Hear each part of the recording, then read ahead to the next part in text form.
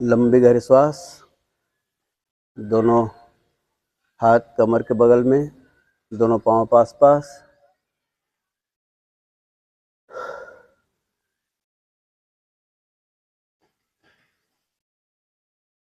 आज हम जितना आसन करेंगे उन आसनों का संबंध कब्ज से और बवासीर पाइल्स से। कल एक जगह घूमने गया था, बोले कि सर पाइल्स के लिए भी बना दीजिए एक वीडियो। हम लोग करते हैं, सब उसी में है, नया कुछ भी नहीं है, जो हम पुराना जो कर चुके हैं उसी में से। कल हम लोग चर्चा कर रहे थे ना इसका, विपरीत करनी मुद्रा और सर्वांगासन।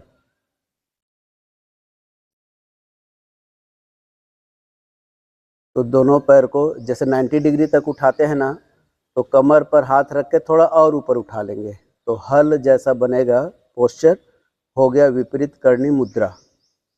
चलिए उठा लीजिए दोनों पैर को।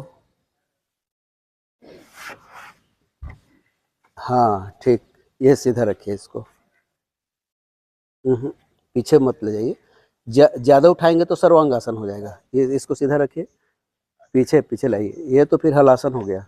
साहू जी उठाओ ना, कमर में हाथ रख के ऐसे। हाँ ये आपको दिखा रहा हूँ, ये जो है ना यहाँ तक ऐसा इतना रहेगा तो ये विपरीत करनी मुद्रा, और ये ऐसे ला सकते हैं इतना, ये विपरीत करनी मुद्रा हुआ। और इसी को पूरा ले आएंगे ऐसा, तो हो गया सर्वांगासन। जब विपरीत पीछे ले आएंगे तो हलासन हो गया। हाँ ऐसे। तो चलिए सर्वांगासन में आइए और गुदा द्वार को खींच के रखिए, वापस आ जाइए। चलिए एक बार फिर करते हैं, वापस आइए वापस। तो एनस को खींच के रखेंगे, या फिर अश्विनी मुद्रा करते हैं ना, खींचना छोड़ना खींचना छोड़ना। तो ये गुदा द्वार वह जो पाइल्स के लिए एकदम रामबाण दवाई है ये, हैं बवासीर के लिए एकदम। चलिए कीजिए। हाँ यहाँ कमर पर हाथ रख के उठाइए। हाँ उठेगा उठेगा शरीर आपका।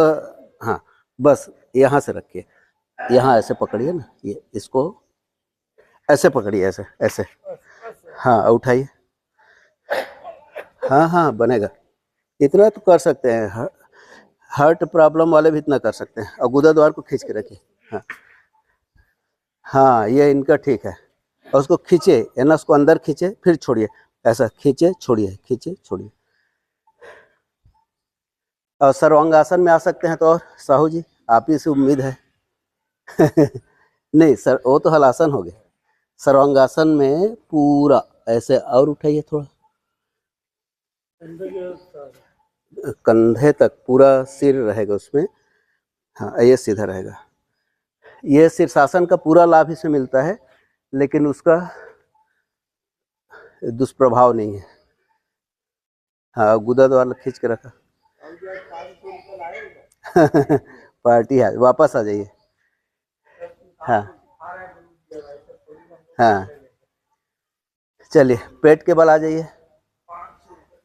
हाँ वो तो best student of the day, रोज के लिए अलग अलग रखेंगे। हाथ को सामने ऐसे फैला कर रख लीजिए। हाँ ईयर, आपने जो क्या पिछले पिकनिक में बोला नहीं था कि कितना किलो कम करेंगे तो कितना दूंगा वाला, क्या हुआ? कोई किसी का कम नहीं हुआ और बढ़ गया सबका। मेरा तो कम हुआ था। 10 किलो का बोला था। हाँ 10 किलो हुआ क्या? 10 किलो ने 10 किलो पे 10,000 बोले थे पिछले। हाँ कुछ लोग क्या बोले 1 किलो पे 1,000। चलिए तिर्यक भुजंगासन, दोनों हाथ कंधे के नीचे रखिए। ये भी आपका आंतों के लिए, और ये नहीं, तिर्यक भुजंगासन दोनों हाथ कंधे के नीचे रखेंगे। एक में श्वास लेना, 2 में दाएं तरफ से मुड़ते हुए बाएं पैर की एड़ी को देखना, 3 में बाएं तरफ से मुड़ते हुए दाएं पैर की एड़ी को देखना, और 4 में श्वास छोड़ के वापस आना। 1 में श्वास लेना, 4 में छोड़ना। ये भी पाइल्स के लिए बहुत अच्छा है। किसी को हो तो आप ये वीडियो भेज सकते हैं उनको। आज स्पेशल पाइल्स पर मैं फोकस कर रहा हूँ। 1 2 3 4 गुड 1 2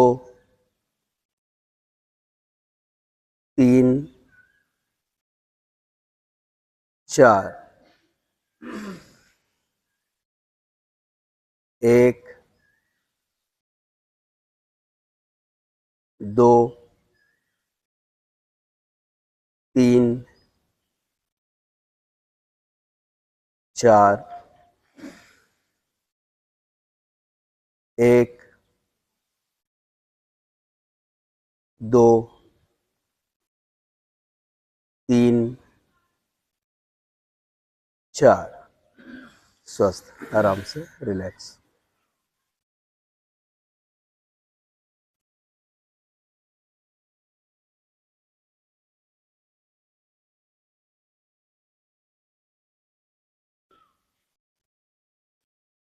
अब हम करेंगे शशांक आसन, भुजंगासन, शशांक आसन। दोनों हाथ कंधे के नीचे। एक में श्वास लेते हुए भुजंगासन, 2 में श्वास छोड़ते हुए शशांक आसन। ये अभ्यास भी पाइल्स के लिए काम आएगा। 1 2 हाँ लेके पूरा, हाँ पूरा खींचे ऐसा, बहुत बढ़िया। 1 लंबा श्वास लीजिए, पहले साष्टांग नमस्कार में आइए, फिर भुजंगासन। 2 श्वास छोड़िए, पूरा बैठ जाइए, हाथ को आगे फैलाइए ना, एकदम हाथ सीधा रखिए पूरा ऐसा। हाँ आनंद आया। 1 हाँ पहले लेटिए, फिर भुजंगासन। गुड 2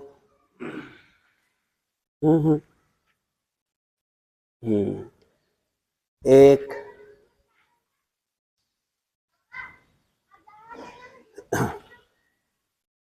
2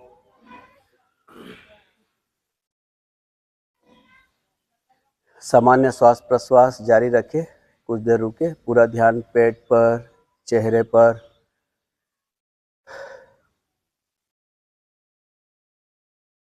स्वस्थ वज्रासन में ही बैठिए।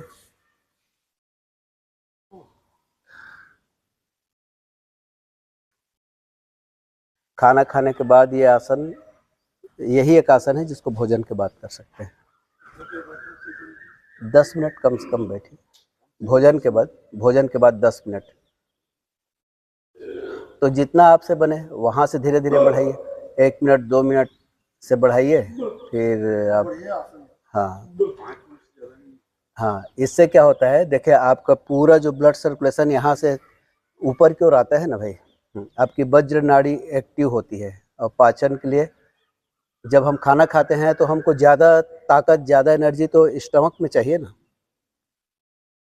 तो एक तो गुरुत्वाकर्षण है, सारा खून पैर की ओर आ जाता है। और हम लोग टेबल में खाते हैं, उसमें ठीक है, आज ऐसे बैठे, हम लोग किसमें डाइनिंग टेबल में खाते हैं ना, एक तो आपका पैर लटका रहता है, पूरा ब्लड सर्कुलेशन पैर तक जाता है। आप जो खाएंगे तो उसके लिए ज़्यादा पाचन चाहिए, कहाँ मिल पाता है। तो डाइनिंग टेबल में भी खाते हैं ना, मैं तो पालथी मार लेता हूँ ऐसे करके, कुर्सी में ऐसे ही बैठ जाता हूँ। हाँ डाइनिंग नहीं, टेबल में नहीं जी, कुर्सी में है ना, कुर्सी में मैं, अब भाई परिवार के साथ खाना है, सब एक साथ, कम से कम 2 टाइम का भोजन घर में सब इकट्ठा करना चाहिए। उसमें क्या है, कन्वर्सेशन गैप नहीं होता, नियम बना लेना चाहिए सबको, एटलीस्ट 1 टाइम तो होना ही चाहिए रात को। तो मैं कुर्सी में ऐसे ही बैठ जाता हूँ, पालथी मार के सामने ऐसा करके एक। तो इससे क्या होता है, ब्लड सर्कुलेशन यहाँ अनावश्यक नहीं जाता पैरों में। और जब आप भोजन के बाद वज्रासन में बैठेंगे तो पूरा खून का दौरा ऐसे इधर कम हो जाता है, ज़्यादा आपको जो हृदय पंप करेगा तो इधर ज़्यादा आपको मिलेगा ना, तो पाचन अच्छे से होता है। तो ये चलिए, जो वज्रासन में बैठे हैं वो सुप्त वज्रासन में आ जाइए, साहू जी से ही अपेक्षा है, पीछे लेटिए। ये भी आपको उसके लिए है। हाँ बहुत बढ़िया, मैं भी करके बता देता हूँ, मान लो कोई देखेंगे तो दिखता नहीं ना। ये वज्रासन, ऐसे इसको अलग अलग रखना है। अब ऐसे कोहनी के सहारे से धीरे धीरे ऐसे आपको लेट जाना है। तो ये धीरे धीरे अभ्यास से आएगा, एक ही दिन में नहीं होगा। हाँ ठीक, वापस आइए। तो फ्लेक्सिबल तो धीरे धीरे करेंगे तब आएगा, एक दिन में नहीं आएगा। चलिए, सुखासन, पद्मासन है। हाँ ऐसा है। हाँ, सुखासन, पद्मासन, दो अश्विनी मुद्रा और मूल बंध इसके लिए बहुत अच्छा है। अश्विनी मुद्रा जैसे गाय या बैल जो भी गोबर करने के बाद गुदा द्वार को ऐसे सिकुड़ते हैं ना, ऐसे खींचते हैं फिर छोड़ते हैं, खींचते हैं फिर छोड़ते हैं, ये हो गया अश्विनी मुद्रा ऐसा। और उसी को ऐसे खींच के रखेंगे ना तो फिर बाद में मूल बंद हो जाता है, वो बार बार के अभ्यास में आपको पता चलेगा। तो अभी हम करेंगे अश्विनी मुद्रा ऐसा, कमर, पीठ, गर्दन एक सीध में, अपने हिसाब से 8-10 बार कीजिए। ऐसे करके ऐसे खींचिए छोड़िए, खींचिए छोड़िए।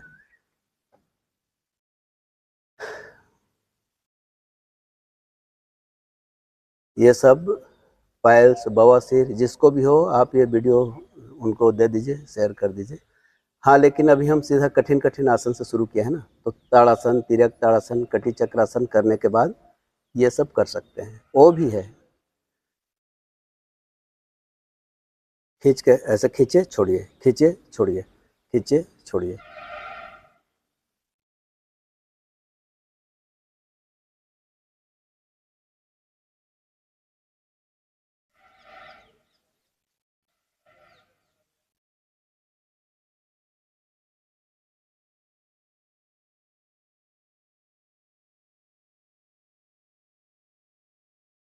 स्वस्थ अभ्यास बंद कर दीजिए।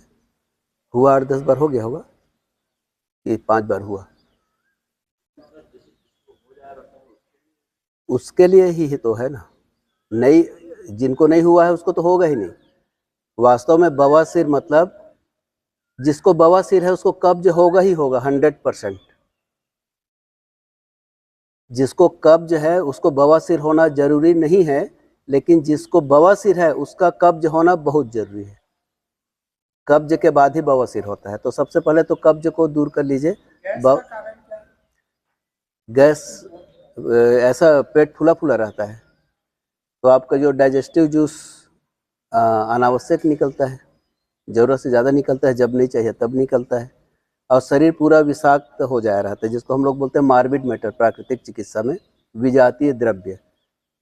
शरीर में एसिडोसिस, अम्ल की मात्रा बढ़ जाती है हमारे शरीर में ना, तो थोड़ा सा भी कुछ खाएंगे तो ये हो जाता है। उसका उपाय नींबू पानी पीजिए बढ़िया, और हम जो ये आसन कर रहे हैं वो सब कीजिए। उसके बाद अभी जो करवा रहे हैं उदरी श्वसन जो करवाते हैं ना गिनती के साथ 1 और 2, चलिए 5 बार इसको करते हैं लोगों को बताने के लिए। ये आपको कब्ज, बवासीर और आपका जो फ्लैटुलेंट आप जो बोल रहे हैं ना, खट्टा ज़्यादा नहीं खाया जाता वाला। नहीं तो आप नींबू पानी पीने का तरीका क्या है, 1 गिलास में आधा नींबू, आधा का आधा नींबू। जब आप नींबू पानी पिए तो चेहरा बिगड़ना नहीं चाहिए। ऐसा चेहरा बिगड़ा मत, कोई भी चीज़ भोजन आपका चेहरा बिगड़ा मतलब आपके लिए नुकसानदेह है, वो जहर का काम करेगा। कितना भी वो गुणकारी चीज़ हो, आप देखते ही यदि आपका मुंह बिगड़ा मतलब आपके लायक नहीं है वो। तो नींबू पानी पीते हैं, पूरा 1 गिलास में 1 नींबू डाल देते हैं, टर खट्टा, अब पीते हैं तो ऐसे हो जाता है, वो नुकसान करता है। 1 गिलास में आधा नींबू, वो भी सूट नहीं करता, उसका भी आधा, वो भी सूट नहीं करता, तो 2-4 बूंद, 1 गिलास में 2 बूंद डाल दीजिए और पीजिए, फिर धीरे धीरे उसको बढ़ाइए। नींबू पानी अमृत है। जिसको नींबू सूट नहीं हो रहा है इसका मतलब आपका शरीर विषाक्त हो चुका है। एकदम एक लाइन में बोल दीजिए। कोई बोलता है मुझे नींबू सूट नहीं करता, मतलब शरीर जहरीला हो चुका है, और नींबू से ही वो जहर खत्म होगा। हाँ, जो ज्वाइंट पेन वगैरह रहता है ना सब, वो लोग नींबू पीते हैं तो फिर ज्वाइंट पेन शुरू हो जाता है, तो उनको थोड़ा थोड़ा करके पीना चाहिए, तो उसी से उन सारे ज्वाइंट पेन खत्म होंगे। चलिए ये कर लेते हैं उदरी श्वसन, 5 बार करेंगे गिनती के साथ। 1, लंबा श्वास लेना, पेट फुलाना, 2, गुड, पूरा अंदर, 1, 2,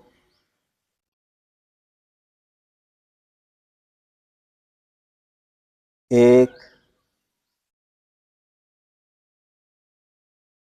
2,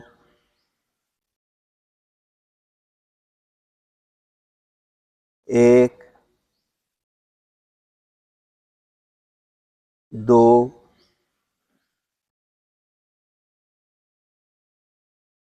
1,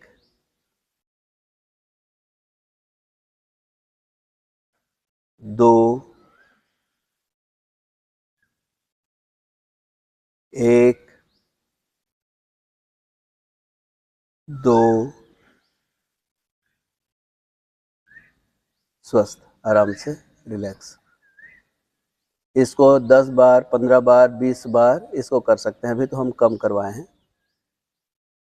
और दूसरा रिलैक्सेशन का टेक्निक, कब्ज होता है तो पेट का कब्ज होने के पहले मन का कब्ज होता है, मन में ब्लॉकेज होता है, फिर पेट में ब्लॉकेज आती है। तो उसके लिए रिलैक्सेशन चाहिए, जितना आप रिलैक्स रहेंगे उतने ही आपका पेट साफ होगा। तो रिलैक्सेशन के लिए और हाई बीपी के लिए कल बताए थे ना, जो आपको नींद की समस्या को भी दूर करेगा, हाई बीपी को भी नॉर्मल करेगा और आपके पाचन को भी ठीक करेगा। तो छोटा सा अभ्यास जो हम कल किए थे, श्वास लेना और ज़्यादा समय लगाते हुए श्वास छोड़ना। चलिए इसको 5 बार कर लेते हैं।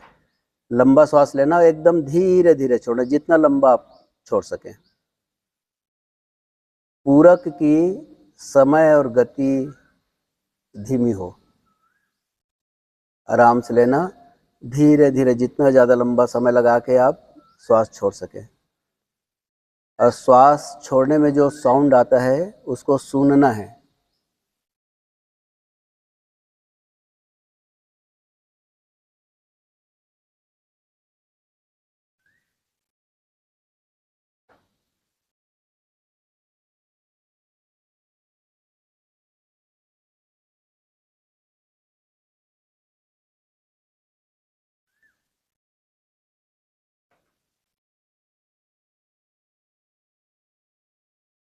इस अभ्यास को तो आप कभी भी कुर्सी में बैठ के कर सकते हैं, सोने के पहले कर सकते हैं, जीवन का अंग बना लीजिए, क्योंकि श्वास लेना छोड़ना तो 24 घंटा चलते रहता है, आप चाहे तो भी, नहीं चाहे तो भी।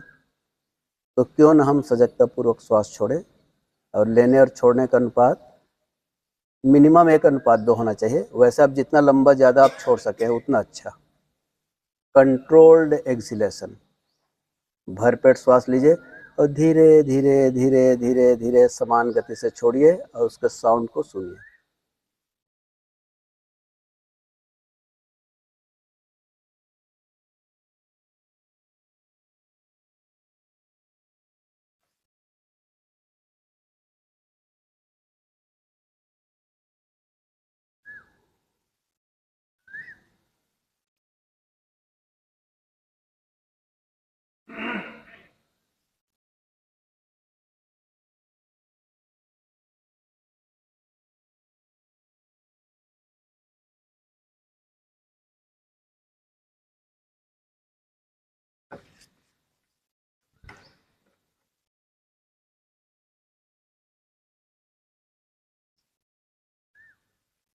स्वस्थ। अब अभ्यास बंद कर देंगे।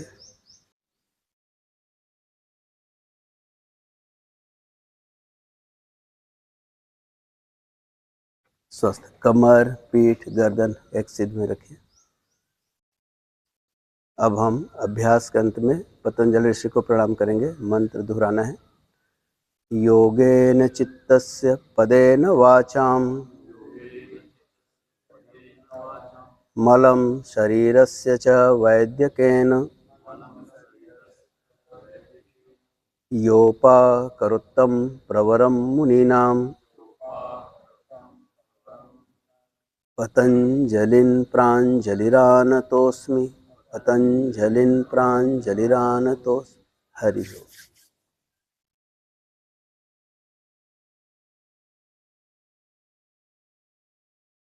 आज जितना अभ्यास किए हैं ना, उतना आदमी कंटिन्यू करे 15 दिन 20 दिन तो काफ़ी राहत मिलेगा। लेकिन ये है कि हम लोग तो पुराने अभ्यासी हैं तो फटाफट कर लिए। जो नए लोगों के लिए पहले ताड़ासन, तिर्यक ताड़ासन, कटी चक्रासन, फिर सूर्य नमस्कार, ऐसा करते करते शरीर को लचीला बना लें। पवन मुक्तासन करके लचीला बना लें, उसके बाद फिर इसको करेंगे तो अच्छे से फायदा होगा। निकलना अच्छा है? निकलना तो ठीक है, लेकिन जो वायु बनता है ना, वो अपान वायु वो निष्कासन के लिए बनता है।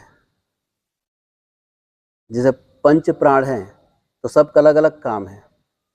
तो ये अपान वायु का काम जो नाभि से नीचे रहता है उसका काम है बाहर निकालना, मल को, मूत्र को, वीर्य को, जो भी बाहर निकले एक्सक्रीशन का काम करता है अपान वायु।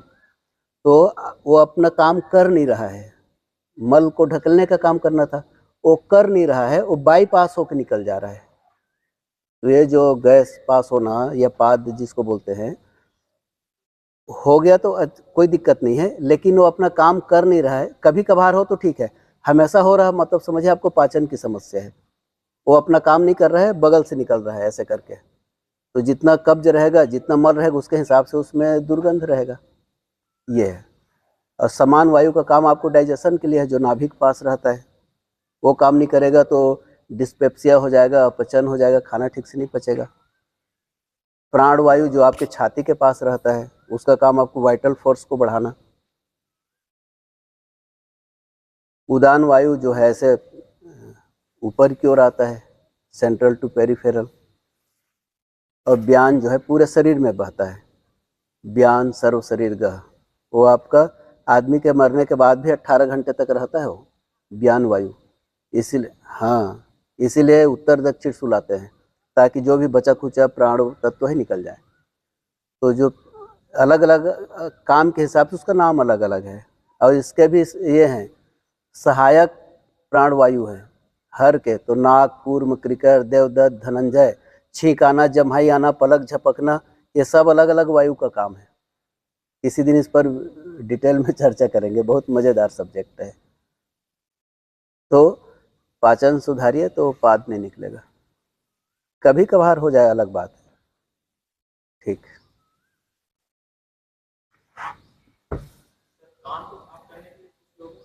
ओहो, आप आखिरी में बोलते हो, है ना? हाँ, करवाएंगे, थोड़े 2 दिन आ जाए तो।